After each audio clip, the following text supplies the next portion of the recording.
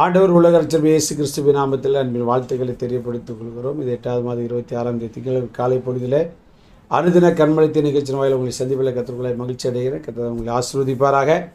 இந்த நாளுடைய தியானத்திற்காக நான் ஒரு வசனத்தை வாசி கேட்போம். நெகேமியாவின் புஸ்தகம் 5ஆம் அதிகாரம் 13ஆம் வசனத்துடைய கடைசி பாகத்தை நான் வாசி கேட்பேன். நெகேமியா 5:13 கடைசி பகுதி. அதற்கு சபையார் எல்லாரும் ஆமென் என்று சொல்லி கர்த்தரை துதித்தார்கள். பின்பு ஜனங்கள் இந்த வார்த்தையின்படியே செய்தார்கள். தேவனுடைய நாமம் மகிமைப்படுவதாக. நம்முடைய ஆண்டவர் எப்படிப்பட்டவராம்?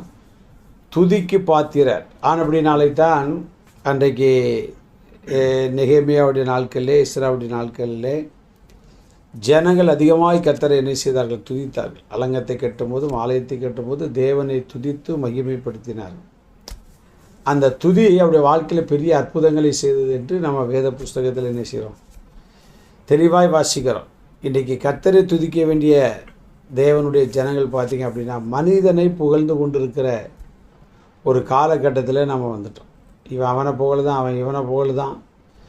இந்த பிரச்சனை எங்கே வந்துட்டு அப்படின்னா ஊழியர்களுக்குள்ளும் கடந்து வந்துட்டு தேவனை துதிக்காங்களோ தெரியலை, ஆனால் மனிதரை சோத்துறான்.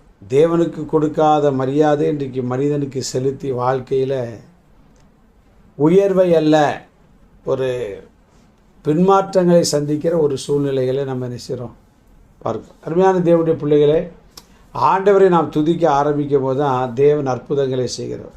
இதுவரைக்கும் நம்ம வாழ்க்கையில் என்ன குறைவு என்பதை சற்று நாம் திரும்பி பார்க்கிறோம். ஆலயமும் அலங்கம் கட்டப்பட்ட போதும் கட்டுவதற்கு முன்பும் பார்த்திங்கன்னா ஜனங்கள் அதிகமாக கர்த்தரை துதித்தார். அப்போ நம்முடைய குடும்பம் கட்டப்பட, நம்முடைய வேலை கட்டப்படுவதற்கு, நம்முடைய ஆசீர்வாதம், நம்முடைய பிள்ளைகள் கட்டப்படுவதற்கு நம்ம செய்ய வேண்டிய மிக முக்கியமான காரியம் என்ன அப்படின்னு பார்த்திங்க அப்படின்னா கர்த்தரை அதிகமாக துதிக்க வேண்டும். துதிக்கிறது ஒரு 2 வார்த்தை தான், 2 எழுத்து தான்.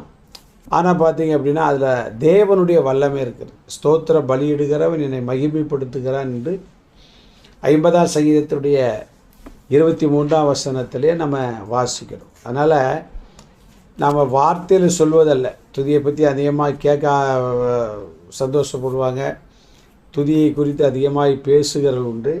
பொதுவாக கர்த்தரை நாம் அதிகமாய் துதிக்க பழக வேண்டும். குறிப்பாக சில சபை வளர்ந்ததுக்கு காரணம் என்னன்னு கேட்டிங்க அப்படின்னா கர்த்தரை அதிகமாய் துதிப்பார். குறிப்பிட்ட சபையில் துதி அப்படிங்கிறது ரொம்ப அதிகமாக இருக்கும்.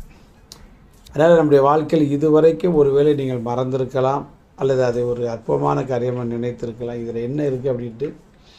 ஆனால் நேரம் கிடைக்கும் போதெல்லாம் நம்ம ஜெபிக்க முடியாது, ஆனால் துதிக்க முடியும். இருதயத்தில் ஸ்தோத்திரம் பண்ணிக்கிட்டே இருக்கலாம் எந்த காரியத்தையும். ஸ்தோத்திரம். நான் விசுவாசியாதவங்க எங்கள் பாஸ் சொல்லியிருக்கேன். எப்போது ஒரு நிலக்கரி சுரங்கத்தில் வேலையை பார்த்ததான ஒரு மனிதன், அவனுக்கு பேரே அல்லேலூயா தான். ஸ்தோத்திரம். திடீர்னு ஒரு நாள் பார்த்திங்கன்னா அவனுடைய சாப்பாட்டை அப்போலாம் தூக்குவாளியில் தானே கொண்டு போவாங்க. சாப்பாட்டை நாய் தூக்கிட்டு ஓடிருக்கு. அல்லேலூயா, உன் சாப்பாடை தூக்கிட்டு ஓடுது நாய் அப்படின்னு சொன்னோன்னே இவன் தடார் புடான்னு போய் நாயை விரட்டிட்டு போயிருக்கான். அது குறிப்பிட்ட இடத்துல வைத்து விட்டு அது ஓடிவிட்டு நடந்த சம்பவம் என்ன தெரியுமா?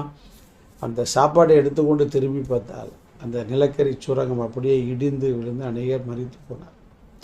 பாருங்கள், அவன் துதிக்கிறதுனால அடிக்கடி அல்லேலூயா ஸ்தோத்திரம் சொல்கிறபடினாலே உலகம் அவனுக்கு ஒரு பெயர் வைத்தது. ஆனால் அந்த துதி தான் அவனுடைய ஜீவனை காப்பாற்றி. வேதத்தில் வாசிக்கிறோம் இல்லையா? பவுல் சீலாம் பாடி துதித்த போது அங்கே பார்த்திங்கன்னா பூமியின் அஸ்திபாரங்கள் அசைந்தது, அங்கு கதவுகள் திறவுண்டுன்னு வாசிக்கிறோம். அதனால் அவங்களுடைய வாழ்க்கையில் சாதிக்க முடியாத காரியத்தை சாதிப்பதற்கு, சங்கிலிகள் போன்ற தடைகள் உடைவதற்கும், இருப்பு கதவு போன்ற தடைகள் உடைவதற்கும் நம்ம செய்ய வேண்டிய காரணம் கர்த்தரை இடைவிடாமல் துதியுங்கள். ஒரு பெரிய ஆசீர்வாதம் நமக்கு கிடைப்பது மாத்திரமல்ல, கதவுகள் தானாய் திறக்கும். கர்த்தர் உங்களை நல்ல பிதாவே, உம்மை துதிப்பது எங்களுக்கு ஒரு பெரிய மேன்மை என்றும் துதியினால் வருகிற ஆசீர்வாதங்களை எங்களோடு ஆண்டவரே நீர் இடைப்பட்டபடினாலே ஸ்தோத்திரம். அதை செய்து நாங்கள் ஆசீர்வாதத்தையும் திறந்த வாசலை பெற்று அனுபவிக்க இயேசு நிமித்த ஜெபங்கள் நல்ல பிதாவே. ஆமென். God bless you. நாளை காலை அனுதின கண்மலையை சந்திக்க வரைக்கும் தேவ கிருபை நம்மை தாங்கி நடத்துவதாக. ஆமென்.